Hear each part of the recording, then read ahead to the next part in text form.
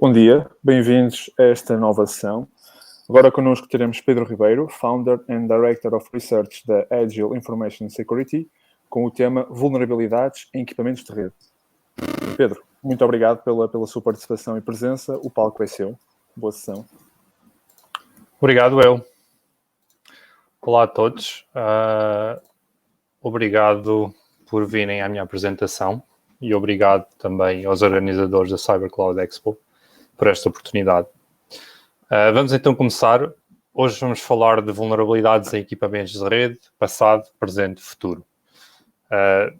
Antes de começarmos, digo que esta apresentação originalmente foi apresentada a um grupo de hackers, portanto era bastante mais técnica, mas eu decidi encurtá-la um bocadinho e também torná-la menos técnica para abranger uma audiência maior.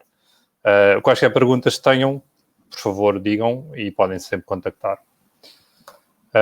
Portanto, sou Founder e Director of Research na Agile Information Security. Somos uma empresa de cibersegurança técnica hardcore. O que eu quero dizer com isto? Fazemos testes de penetração, engenharia reversa, descoberta de vulnerabilidades, desenvolvimento seguro, etc, etc. Portanto, os aspectos mais técnicos da cibersegurança. Tenho muitas vulnerabilidades publicadas, a maior parte de execução de código remoto para autenticação e gosto de hackar um pouco de tudo, mas focando-me especialmente em sistemas embedded e Java. Sistemas embedded, por isto estamos a falar de Internet of Things, IoT, como quiserem chamar, portanto, é todos estes termos que querem dizer a mesma coisa. Para além disso, com o meu colega Radek Domanski, participo numa competição de hacking chamada Point2Own. Ganhámos o ano passado, fui o primeiro português a ganhar esta competição. E também temos vídeos de hacking na internet, se estiverem mais interessados, é algo que podem acompanhar, são vídeos extensos, interessantes e bastante técnicos. Pronto, e dito isto, já agora que sabem o meu background, vamos então falar de equipamentos de rede. O que é que eu quero dizer com isto? Os chamados Network Devices em inglês, portanto estamos a falar de routers, firewalls, WAF, Web Application Firewalls, VPN Terminators, switches, e isto tanto para casa como para ambientes empresariais. Portanto, aqui podem ver do lado... só um momento, por favor. Ok, aqui do lado esquerdo temos os routers mais para casa, certo? Mais pequenos, e depois aqui começamos a entrar nos empresariais, maiores, mais caros. Portanto, aqui do lado esquerdo estes custam entre 10 a 150 euros, e aqui já vamos para os 1.000, 5.000, 10.000 euros. Mas o que vamos falar hoje aplica-se a todos estes. Mas, em particular, nesta apresentação vamos focar em routers. E porquê routers? Porque, como disse, os routers são muito simples, aliás, muito fáceis de comprar para um hacker como eu, certo? Basta ir a uma loja, comprar um router, lá está, entre 10 e 150, 200 euros no máximo. E, no entanto, a minha teoria, que espero que concordem comigo no final da apresentação, é que ao investigar e hackar estes routers pequenos, portanto, estamos também a aprender sobre os routers maiores empresariais que custam 10, 50 mil euros. E não há muita diferença entre eles, exceto a funcionalidade do preço, claro que é o principal, mas estamos a falar em termos de segurança. Pronto, e dito isto, pode parecer uma afirmação um bocado estranha, não é? Dada a diferença de preço, e também porque há o facto de haver muito mais vulnerabilidades publicadas para routers de casa, do que firewalls empresariais ou routers empresariais. E a razão, a minha teoria, mais uma vez, que espero que concordem comigo no final, é que isto é simplesmente por uma questão de custo. Portanto, é muito mais fácil para um hacker como eu comprar um dispositivo router por 100 euros do que comprar um dispositivo empresarial por 10 ou 50 mil.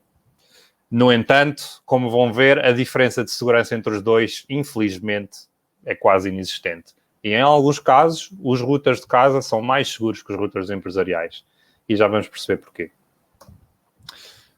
Pronto, antes de começarmos a entrar em mais detalhes, convém aqui fazer uma definição que se aplica a todos os dispositivos de rede, mas mais uma vez baseada em routers. Portanto, normalmente todos os dispositivos de rede têm pelo menos duas esferas, dois mundos. Tem o mundo da WAN, que é da Wide Area Network, e o mundo da LAN, que é a Local Area Network. Portanto, a WAN é a parte da rede que liga à internet e que liga a redes maiores. A parte da LAN é a parte da rede local, portanto, no contexto do vosso router de casa, é a parte a que ligam os vossos dispositivos, computadores, televisões, smartphones, etc., seja por cabo ou por Wi-Fi. Enquanto que a WAN é a parte que liga ao ISP, portanto, o cabo que vem da rua. Estes domínios, há pelo menos 2 domínios. Nos routers empresariais pode haver vários domínios, mas são sempre variantes destes. Portanto, estes mundos, estes domínios estão fisicamente e logicamente separados nos routers. Portanto, como vemos aqui uma imagem no router normal de casa, temos aqui a porta WAN e as portas LAN. E, obviamente, que também há uma diferença em termos de confiança. Portanto, a rede interna é muito mais confiada pelo router e por outros dispositivos de rede do que a rede WAN, a rede externa, certo? Portanto, há diferenças também da confiança que o router tem nestes domínios. E isto também tem impacto na segurança, ou falta dela. Portanto, em termos de impacto, as vulnerabilidades da WAN podem ser atacáveis pela internet. Ou seja, são bastante críticas. Portanto, tem o vosso router em casa ou na empresa e uma vulnerabilidade WAN pode ser atacada por um hacker, portanto, através da internet. Portanto, como veem, muito crítico. Vulnerabilidades LAN são perigosas, por exemplo, para access points ou routers, dispositivos de rede, etc., em espaços públicos, em redes empresariais, etc. Em termos dos routers em particular, temos routers que podem ser distribuídos por um ISP, ou seja, pela Vodafone, etc. Portanto, a box da Vodafone, ou podem ser comprados numa loja. Uma vulnerabilidade que atinja um router do ISP é uma vulnerabilidade sempre muito mais crítica, porque vai atingir milhões de pessoas, certo? Só a Vodafone, não sei quantos clientes tem em Portugal, mas pelo menos uns 2 milhões. E por último, acho que não há dúvida nenhuma que as vulnerabilidades de routers se tornaram muito mais importantes com a pandemia, certo? Trabalhamos todos a partir de casa. Vamos então falar de o que se passou antes, no passado, ou seja, antes de 2016, mais ou menos. Não liguei muito aos anos, mas vamos considerar 2016. Antes de 2016, o que acontecia é que havia muitas vulnerabilidades WAN. Portanto, muitas vulnerabilidades podiam ser atacáveis pela internet. Temos aqui este exemplo do CVE 2012-5958 a 5965, Portable SDK for UPnP Devices, que são múltiplas vulnerabilidades que resultam em execução de código remoto para autenticação. O que é que isto quer dizer? Um hacker, sem conhecimento nenhum do que seja da vossa rede interna, consegue executar código no router remotamente, através da internet, sem qualquer problema. Portanto, e também para elaborar um pouco mais nisso, se um hacker conseguir executar código no vosso router, portanto, sejam routers empresariais ou de casa, consegue dominar todos os tipos de comunicação que se passa através do router. Ou seja, qualquer comunicação que vocês façam como empresa ou indivíduo com a internet vai ser capturada, modificada pelo router, certo? Portanto, como veem, é uma vulnerabilidade muito crítica. Na altura havia 23 milhões de sistemas postos na internet e a maior parte deles eram routers. O problema foi a reutilização de um SDK, Software Development Kit, que afetava milhões de dispositivos. E já vamos falar mais sobre o que é um SDK, mas lembrem-se que isto é um problema recorrente e ainda acontece hoje em dia. Outro exemplo de uma vulnerabilidade antiga, também muito crítica, é a chamada Misfortune Cookie, CVE 2014-9222 e outros. Portanto, na altura, mais 12 milhões de routers postos na internet, a maior parte deles routers. Mais uma vez, uma vulnerabilidade podia ser atacável por um hacker pela internet, sem qualquer proteção. Na altura, os routers não tinham quaisquer tipo de proteções binárias anti-hackers. Hoje já têm, mas como vamos ver, muitas vezes essas são fáceis de passar. E, mais uma vez, reutilização de um SDK. Portanto, temos milhões de sistemas afetados por causa disto. Então, o que é a reutilização de um SDK? O que é que queremos dizer com isto? Portanto, antes de mais, para quem não sabe, um SDK é um chamado Software Development Kit. Portanto, é um Temos um fabricante que fabrica, pode ser um pedaço de hardware, ou pode ser um telefone, seja o que for, ou uma aplicação empresarial, e normalmente, para se poder comunicar com essa aplicação, smartphone, seja o que for, tem que haver uma espécie de sistema de comunicação, digamos assim.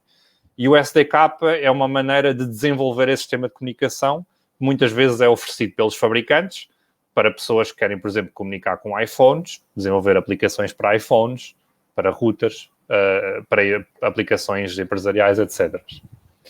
Neste caso, o SDK, neste contexto, portanto, os routers produzidos pela D-Link, TP-Link, Netgear, isto são marcas comuns de routers, muitas vezes não são feitos por eles, tal como os routers da Vodafone não são feitos pela Vodafone. Portanto, estes routers são feitos por um terceiro, um third party, que produz o router. Portanto, produz um software e um hardware. Normalmente isto é uma PME chinesa, se bem que também pode ser taiwanesa, portanto, normalmente são muito destes dois países. E o que uma empresa grande como a TP-Link, Netgear ou Vodafone faz vai a esta PME chinesa, ou faz um processo de bidding, né? Portanto, há uma oferta de contratos, e escolhem normalmente o que tem o preço mais baixo, certo? E esta empresa, este terceiro, desenvolve o router todo e a única coisa que eles fazem é metem a marca deles no router e pronto. Portanto, todo o software é desenvolvido pelos chineses, só leva o logotipo e está feito. Com algumas modificações, claro, os engenheiros da Vodafone e da Netgear fazem algumas modificações, mas são muito poucas comparado com o resto do router. Estes terceiros chineses são muito baratos, empregam pouca gente e, consequentemente, têm poucas qualificações em cibersegurança. Portanto, as consequências disto são óbvias, e o que acontece é que muitas destas empresas que fazem routers entram em bancarrota passado 2 ou 3 anos, não há updates para o router. Os routers normalmente têm uma vida de 2 a 10 anos, certo? Portanto, ficam esquecidos nas casas, principalmente em casas de utilizadores comuns como nós, mas também em empresas, sem updates. Portanto, se há uma vulnerabilidade descoberta para este router antigo, a Netgear ou a Vodafone que nos vendeu o router não pode fazer nada, porque não tem acesso ao código, a empresa já desapareceu, os empregados desapareceram, portanto conseguem ver este problema, certo? Mais uma vez relembro que isto, apesar de ser relativamente comum hoje em dia, ainda estamos a falar do passado. Hoje em dia começa a ser um bocado diferente, portanto, para as gamas médias e altas, já cada fabricante, como a Netgear e a TP-Link, começam a ter as suas próprias plataformas, que podem ser desenvolvidas por terceiros, mas eles já desenvolvem a maior parte do software. No entanto, como falámos, routers de baixa gama e produzidos em massa para ISPs continuam a utilizar estes terceiros para desenvolver as plataformas. Portanto, continua a haver esse problema. Mas continua, agora há outro problema, certo? Em vez de haver um SDK utilizado por vários fabricantes, não é? Um terceiro que faz routers para vários fabricantes, cada fabricante tem a sua própria plataforma. E cada fabricante, se forem ao site da Netgear ou da TP-Link, tem, sei lá, 20, 30, 50 tipos de routers diferentes. No entanto, todos utilizam a mesma plataforma, pelo menos os de gama média e alta. O que é que isto quer dizer? Quer dizer que se há uma vulnerabilidade nessa plataforma, vai afetar todos os routers desse fabricante. Portanto, mudámos um pouco em termos de vulnerabilidades. No passado, eram vulnerabilidades que afetavam, portanto, vários fabricantes, certo? Que utilizavam o mesmo SDK produzido por terceiros. Hoje em dia, já é uma vulnerabilidade, afeta um fabricante, mas afeta todos os routers desse fabricante. E já vamos ver exemplos disso. E agora, portanto, estávamos a falar de dispositivos de casa, certo? Muito, muito orientados a dispositivos de casa, se bem que também se aplica a empresariais. E como eu disse no início, eu acho que os dispositivos empresariais não são mais seguros. E aqui temos um exemplo. Portanto, não vou aqui entrar em detalhes, podem ver isto, mas isto é uma vulnerabilidade que foi descoberta numa Palo Alto Global Protect SSL VPN. Portanto, isto é um dispositivo empresarial. Acho que tenho aqui no início uma foto, portanto, algo tipo isto, mas bastante maior e mais caro. E esta vulnerabilidade portanto, um formato string, não vou estar aqui a explicar, mas é das vulnerabilidades mais básicas que podem imaginar. Mais básicas. E estamos a falar de um dispositivo que custa pelo menos 10 mil euros. Portanto, como veem, a nível de segurança, e aqui temos um exemplo de como atacar essa vulnerabilidade. Mais uma vez, não vou estar a explicar, mas é extremamente simples. Quem sabe ler isto consegue ver que é só enviar um request HTTP para o dispositivo com os códigos e acabou.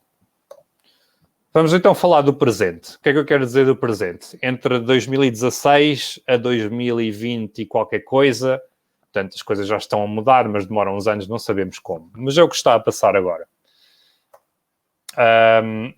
Uma das coisas que mudaram é que os fabricantes finalmente compreendem que não podem deixar as portas abertas, certo? Portanto, nomeadamente, como eu falei no início, temos os dois domínios da LAN e da WAN, certo? A WAN corresponde ao da internet, a LAN da rede interna, e eles percebem que já não podem deixar a WAN completamente aberta como se fazia no passado.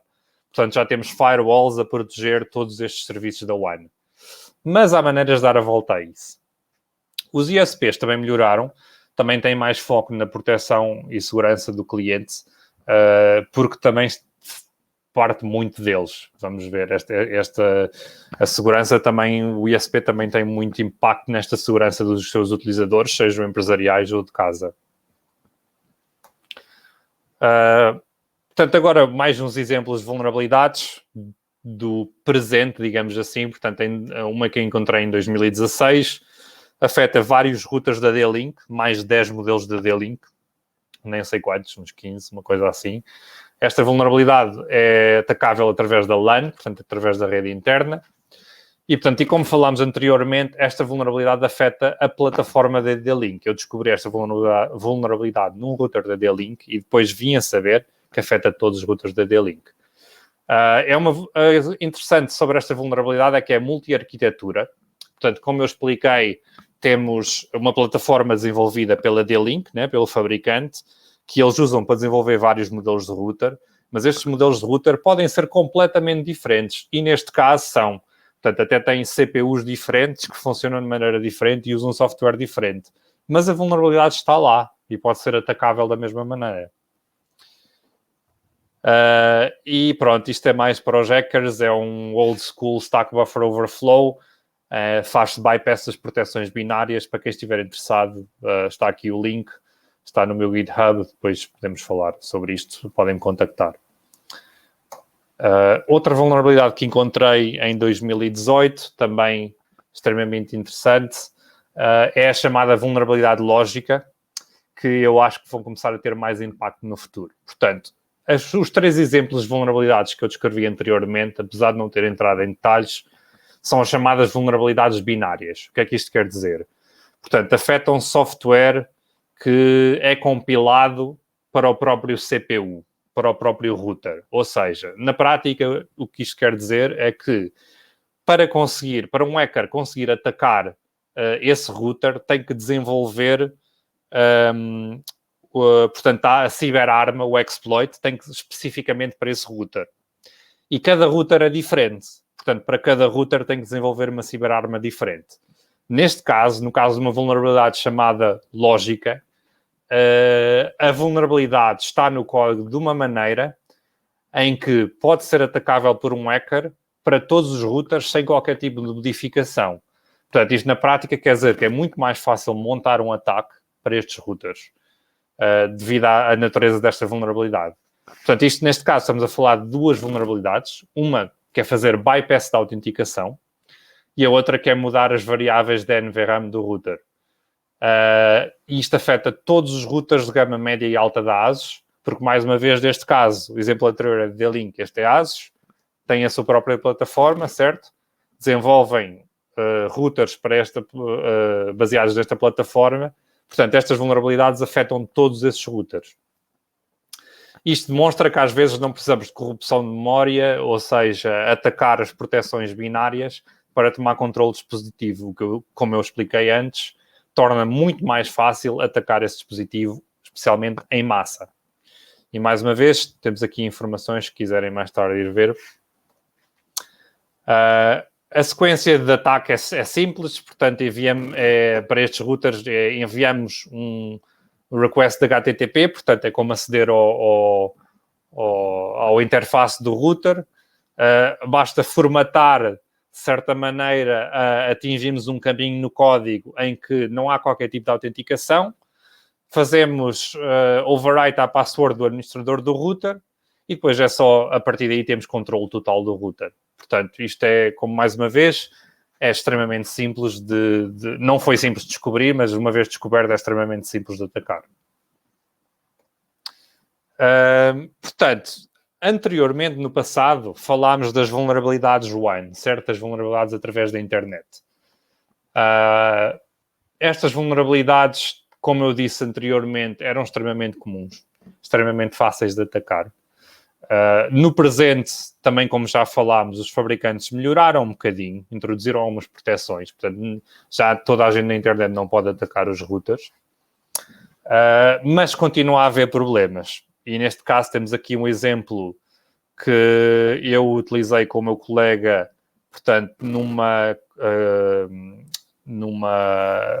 concurso de hackers do ano passado, que utilizámos para ganhar o concurso de hackers, que é uma vulnerabilidade que faz um firewall bypass. E neste caso, o problema existia na maneira como o router usava o IPv6. Portanto, tinha todas as firewalls, tudo para ninguém entrar, mas se fizéssemos os truques com IPv6 conseguíamos entrar. Não posso aqui entrar em detalhes, mas eventualmente iremos lançar um vídeo com o meu colega. Mais uma vez, quem estiver interessado pode ir ver os nossos vídeos. São um bocado técnicos, mas são interessantes. Portanto, isto tudo para dizer que hoje em dia ainda há maneira de atacar routers pela internet, apesar de já não ser tão fácil como anteriormente. E o que é que estas vulnerabilidades têm em comum? Já falámos, não utilizam SDKs terceiros, portanto já não vemos tantas vulnerabilidades como anteriormente que afetam vários fabricantes ao mesmo tempo, mas cada fabricante tem o seu próprio SDK, portanto se hackamos um dispositivo desse fabricante, praticamente hackamos todos os dispositivos desse fabricante. Mais uma vez, isto foi muito focado nos routers de casa, certo? Mas vamos então voltar aos dispositivos empresariais e aqui temos dois exemplos de dois tweets relativamente recentes, portanto de março deste ano, mais uma vez que afetam F5 Big IP Appliance, e estamos a falar de um dispositivo empresarial para routing e segurança que custa dezenas de milhares de euros, e também não vou estar a entrar em detalhes, mas estas vulnerabilidades que são descritas destes dois tweets são muito mais simples do que as que eu acabei de escrever. E tenham em conta que as que eu acabei de escrever afetam routers de casa. Portanto, aqui, mais uma vez, um exemplo de, por um dispositivo ser mais caro, ter mais nome, certo? Mais conhecido nos círculos empresariais, não é necessariamente mais seguro. Muitas vezes, infelizmente, é mais inseguro. E aqui mais exemplos. Afeta routers da Draytec, outra marca empresarial muito conhecida. Cisco, também conhecemos. A Cisco tem vulnerabilidades que nunca mais acabam. Portanto... e mais uma vez, esta palestra, não se esqueçam que estamos a falar de routers, mas aplica-se a todos os sistemas embebidos. Portanto, dispositivos de rede, empresariais, de casa, etc. Vamos então falar do futuro. Futuro de 2020 e qualquer coisa, portanto, daqui a uns anos, as coisas já estão a mudar, já estamos assim nessa direção, mas daqui a uns anos é que se vai concretizar. O que é que eu espero que aconteça no futuro? As vulnerabilidades LAN, portanto, da rede interna, vão se tornar mais difíceis, temos mais proteções binárias, mas mesmo assim vamos continuar a ter uma grande superfície de ataque na LAN, certo? Portanto, é uma rede interna, é uma rede mais confiável. E como nós sabemos, funcionalidade é o oposto de segurança, as duas coisas estão sempre em conflito. E adicionar mais de uma retira a outra. E os fabricantes preferem sempre a funcionalidade por razões óbvias, logo tem que haver um balanço. O que eu prevejo é um grande aumento de vulnerabilidades lógicas, como eu descrevi anteriormente. Bypass de autenticação, escalonamento ou aumento de privilégios. Portanto, uma coisa mais focada em atacar a maneira como o software funciona do que atacar o software em si. Em termos de vulnerabilidades WAN, através da internet, serão impossíveis? Os bypasses às firewalls, como eu descrevi anteriormente, de IPv6, etc., vão se tornar cada vez menos comuns. Aliás, é por isso que eu e o meu colega publicamos, de modo a que os outros fabricantes tomem nota disso e melhorem a segurança, certo? Portanto, vai cada vez haver menos exposição na WAN, portanto, pela internet, de vulnerabilidades. Acho que vão começar a haver mais ataques à infraestrutura de ISPs. Isto porque, esta é a minha teoria, eu nunca trabalhei num ISP, mas o meu colega com quem eu faço os vídeos e participo nestas competições de hackers já trabalhou. E há uma grande superfície de ataque escondida nos ISPs. O que é que eu quero dizer com isto? Há muito servidor, muita infraestrutura do lado do ISP que utiliza dispositivos de rede que são muito caros e difíceis de arranjar para hackers.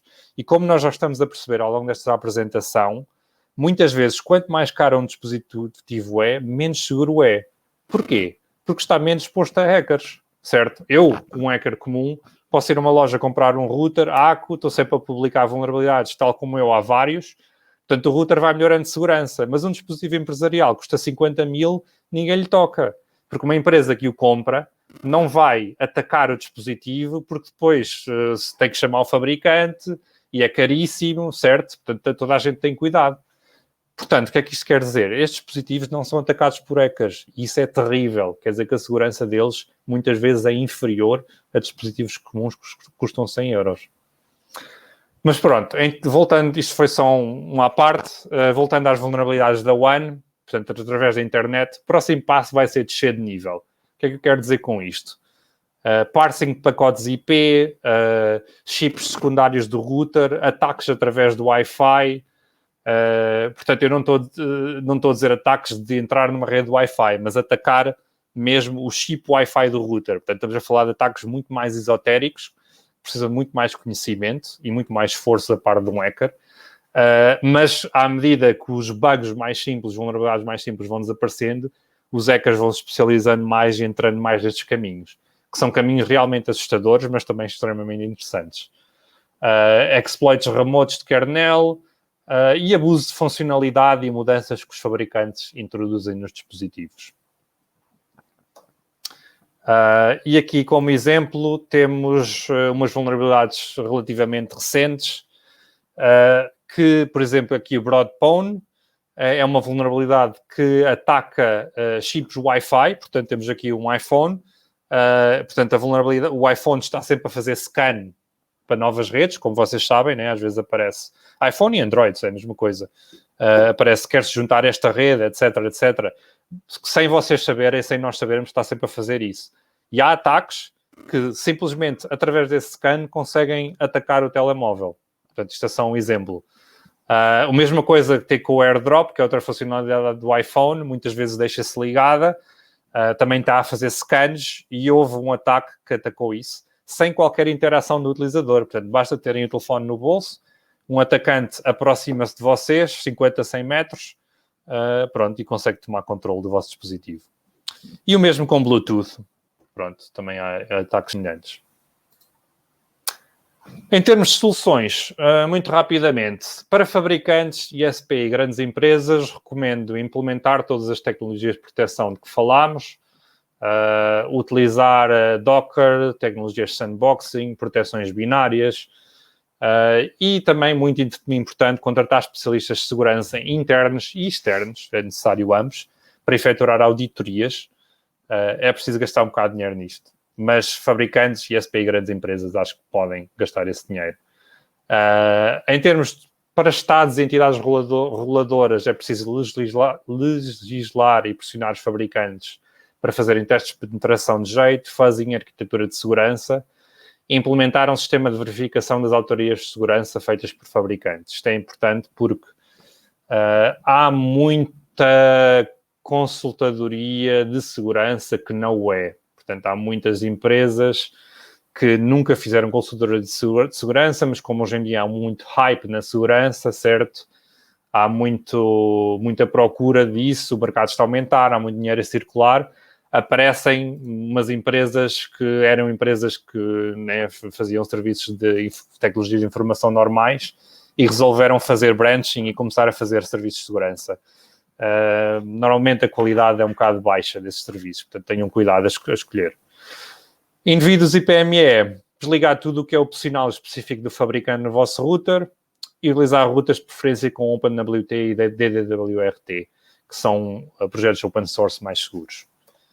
Para terminar, vamos então fazer a comparação. Após esta apresentação, do lado esquerdo temos os routers de casa, né? Baratos, fáceis. Do lado direito, dispositivos empresariais.